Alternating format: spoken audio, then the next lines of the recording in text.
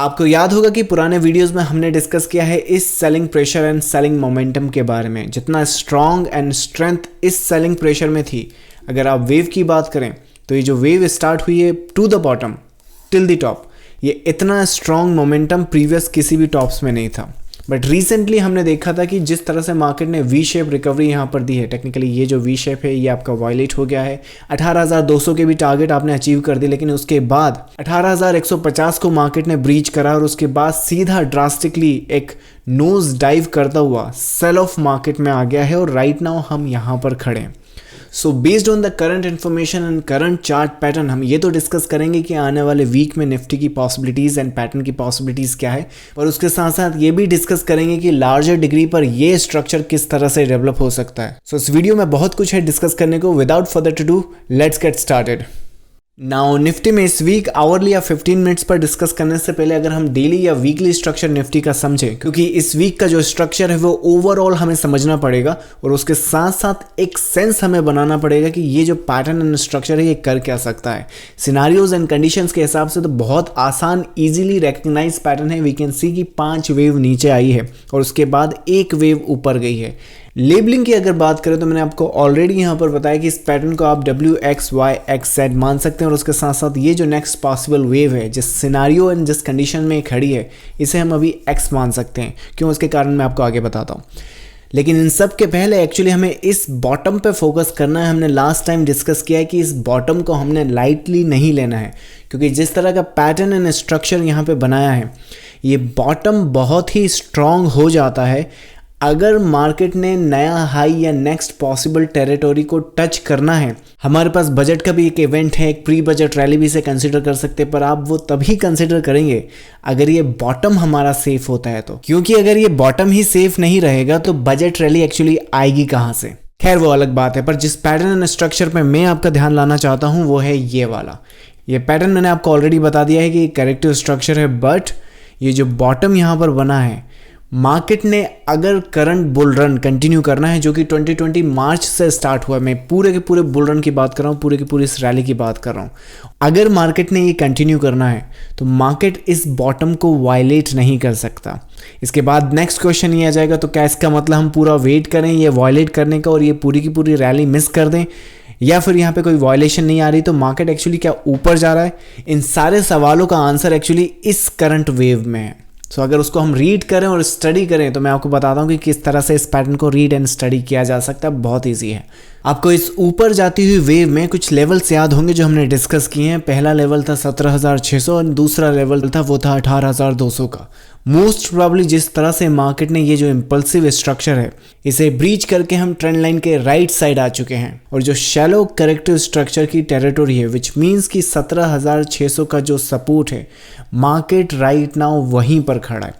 सो इन conditions को ध्यान में रखते हुए अगर मार्केट 17,600 का सपोर्ट होल्ड करता है मेजॉरिटी ऑफ टाइम इस तरह के शार्प मूव में, इसके बाद ये कंसोलिडेट करने के बाद ज़्यादा से ज़्यादा इसे टेकन आउट कर सकता है। बट मोस्ट प्रॉब्ली जिस तरह से पैटर्न स्ट्रक्चर डेवलप हुआ है 17,600 का जो डेली का स्ट्रक्चर है ये मार्केट सेफ रखेगा और ये मार्केट अगर सेफ रखता है इन द मीन वाइल इस एक्स वेव से आप एंटिसिपेट करोगे कि ये बॉटम तो सेफ हो गई होगा, प्लस आपके ये बॉटम भी सेफ होंगे। Make a trend there and anticipate a breakout. और इस तरह के ब्रेकआउट में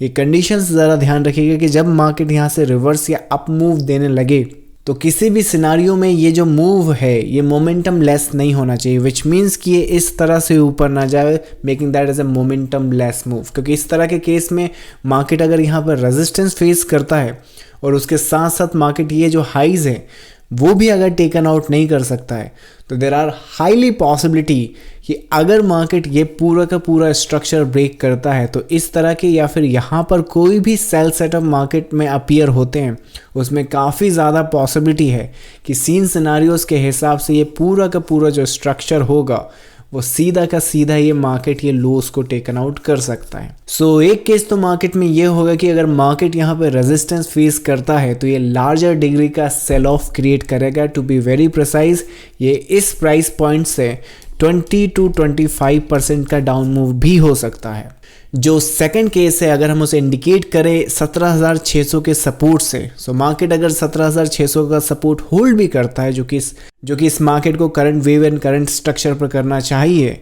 बट इस ऊपर जाती हुई वेव में स्ट्रॉन्ग मोमेंटम, स्ट्रॉन्ग स्ट्रेंथ के साथ मार्केट इस पूरे की पूरी टेरिटरी को अगर ब्रेकआउट कर देता है और यहाँ पर कोई भी सेल सेटअप नहीं होता है, and as a matter of fact ये ट्रेंड ब्रेक नहीं करेगा और आपकी हाइस को टेकन आउट कर देगा। So if that is the case, आपका जो करंट बुल मार्केट है वो इंटैक्ट रहेगा और ये आपकी बजट रैली में कन्वर्ट हो जाएगा, विच मीन्स कि ईदर वे दोनों ही पॉसिबिलिटीज में अगर हम चेक करें और कंडीशंस देखें तो भले ही यहाँ पर जंक्शन है मार्केट के पास, भले ही यहाँ पर ये जो पूरा का पूरा रेजिस्टेंस है ये स्ट्रॉन्ग है, इन इवन कुछ केसेस में यहाँ पर जो मोमेंटम है वो रेजिस्टेंस के कारण यहीं से ड्रॉप कर सकते हैं। सो विच मीन्स कि पूरी की पूरी अगर रेजिस्टेंस टेरिटोरी भी हुई, बट चाहे वो रेजिस्टेंस हो या चाहे वो रेजिस्टेंस ना हो, दोनों ही केस में जो मिनिमम पॉसिबिलिटीज़ है वो तो यहाँ पर हाइस को टेकन आउट करने की है। सो अगर इतनी कंडीशंस को हम ध्यान दें तो फिर चाहे यहाँ से आप नीचे जाएं या ऊपर जाएं, डजंट मैटर,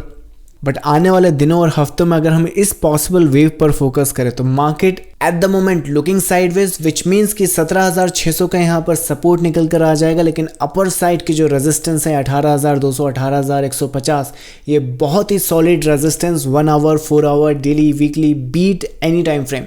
किसी भी टाइम फ्रेम के रेजिस्टेंस मान लीजिए। बट ये जो पीस आप यहाँ पर देख रहे हैं ये अपने आप में पहला फर्स्ट इम्पल्स बनने की भी टेरिटोरी या क्राइटेरिया रखता है। सो उस केस में ध्यान रखिएगा कि कोई भी अप मूव अगर ये जो रेजिस्टेंस है इसे फेल करता है ब्रेकआउट करना,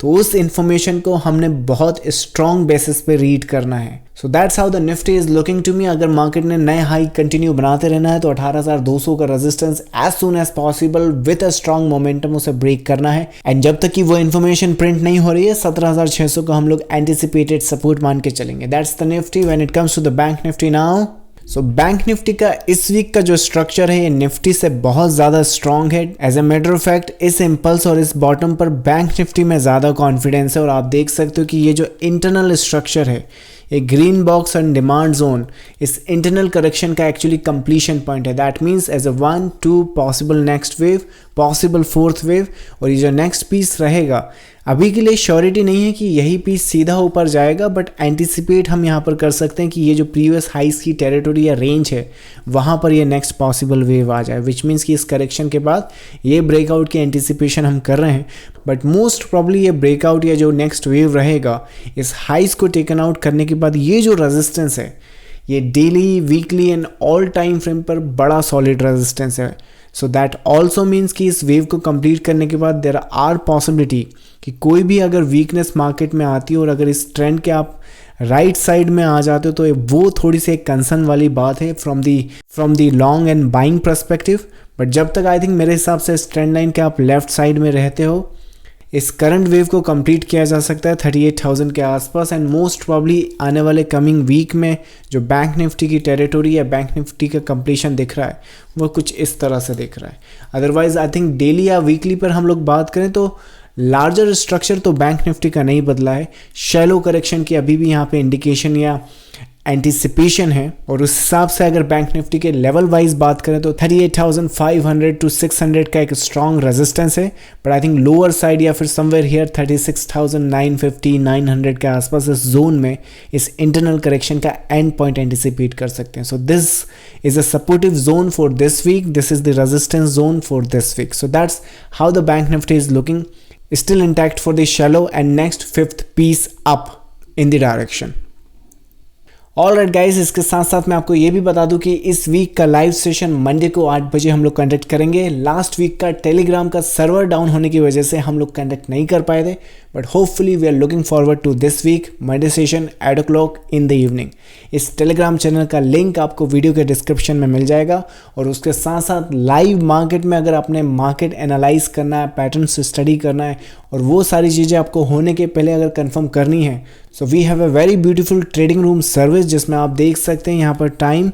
यहाँ पर हम लोग हर चार्ट पैटर्न को पॉसिबल डिस्कस करते हैं होने के पहले। यहाँ पर आप टाइम देख सकते हैं, यहाँ पर स्क्रिप्ट देख सकते हैं, 1 आवर की टाइम फ्रेम है। मार्केट यहाँ पर ट्रेड कर रहा है, anticipate 1 up move, comes back down and goes back up, market खत्म। अगर इसके सीन सिनारियोज अगर आप निफ्टी में लाइव चार्ट पर जाकर देखें, मार्केट का जो प्राइस है वो यहाँ पर है, piece down, piece up, comes back down and goes back up and market finish. So ये पूरे के पूरे सीन सिनारियोज होने के पहले हम लोग प्राइवेट ग्रुप में हमारे डिस्कस करते हैं। If you are interested in that, the trial for the same is also available. So I will see you in the next session. Trade with care. Bye bye.